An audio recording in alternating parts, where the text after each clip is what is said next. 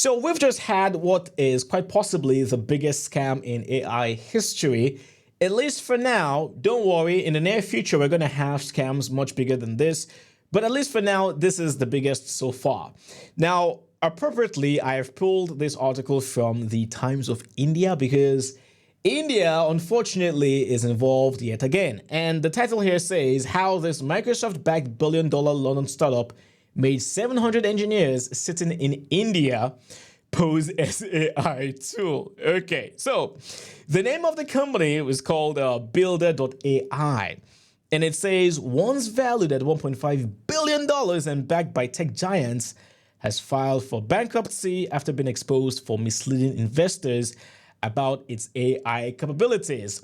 Now, it turns out that this so-called AI that this company had created wasn't actually AI. It was 700 engineers pretending to be the AI. And now over here it says the startup, which raised over $445 million from investors including Microsoft and the Qatar Investment Authority, promised to make software development as easy as ordering pizza through its AI assistant, Natasha. I'm sorry, who named the app or the assistant Natasha? That was very, very deliberate, right? Like, of all the names you could come up with, you came up with Natasha, right? Like, when somebody calls the name Natasha, I immediately, in my mind, I picture some very sexy Russian blonde woman, okay? Maybe my mind is very corrupt, I don't know, but Natasha is just it's a very sexy name, okay? Let's call it what it is. So, them calling the AI assistant Natasha, that was really deliberate.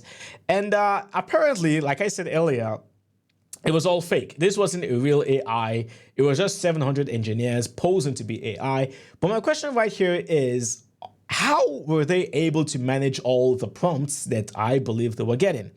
Like, imagine 700 engineers trying to pose as ChatGPT. Like, how does that even work? Now, okay, granted, I know that ChatGPT obviously was way, way more popular than builder.ai.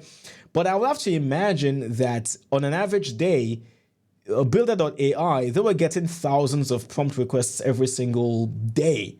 So how is it that 700 engineers were able to handle all that load? I don't know. Maybe they were using AI to assist them. I don't know the inner workings of this, organization, but it's really kind of interesting. And I promise you, it's just a damn shame that I've actually deleted the email.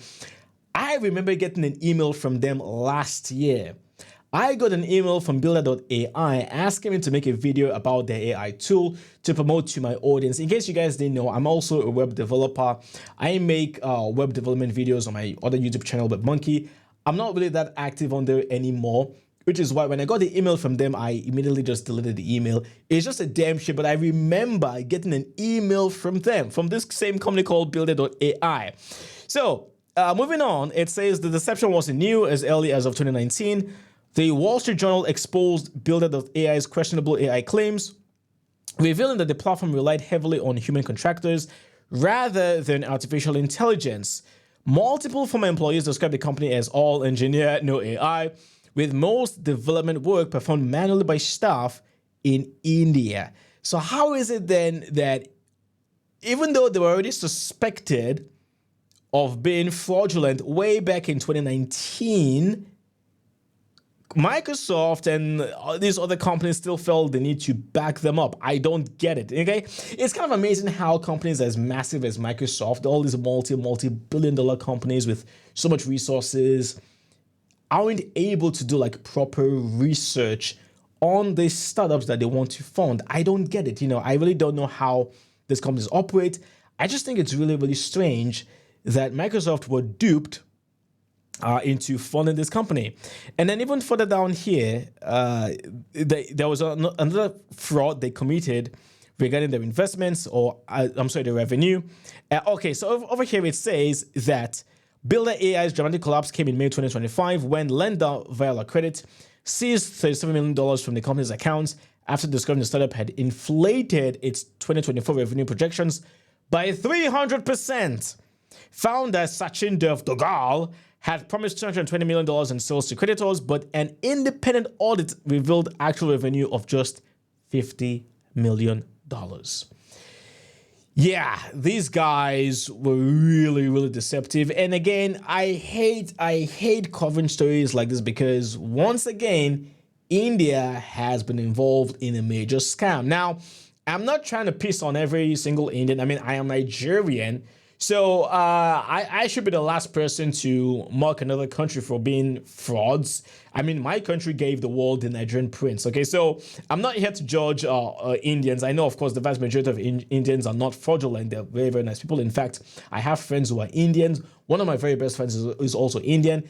It's just a damn shame, though, that India already has this very bad rep in the cybersecurity community because the vast majority of phishing scams and phishing scams typically do come from India. It has to be said. I know that it's, not the politically correct thing to say, but the truth of the matter is that when you get that phone call from somebody calling himself John Smith, who works for Microsoft, and he's here to remove that virus on your Windows system, 9 times out of 10, it's going to be an Indian.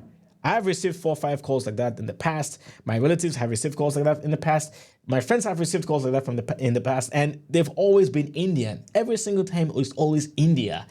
And there's a lot of jokes right now about this whole story. People calling the AI actually Indian and not artificial intelligence. I just think it's really, really funny. But yeah, that's it for today's video, guys. The biggest scam in AI history thus far. But like I said in the beginning, this isn't going to be the biggest ever. Okay, I guarantee you that this is just the start. Okay, we're going to start having much bigger scams in the future. And I think we also just need to be very, very careful about companies who want to advertise themselves as being progressive because they use AI. A lot of times that so-called AI tool that they have may not really be AI. It could just be something else. So I think that's something we also need to be very, very careful of. But that's it for today's video, guys. If you're new here to the channel, welcome to Lab Cyber. I cover stories regarding cybersecurity and AI. So if you do enjoy content like this, be sure to subscribe and hit the bell so they're notified whenever I upload a new video. If you enjoyed the video, please give it a thumbs up, share the video with anyone you feel might benefit from it. And of course, if you have any questions, comments, put them down in the comment section below. I'll be more than happy to talk to you and answer your questions and reply to your thoughts and comments. Stay safe out there, and I'll see you next time. Cheers.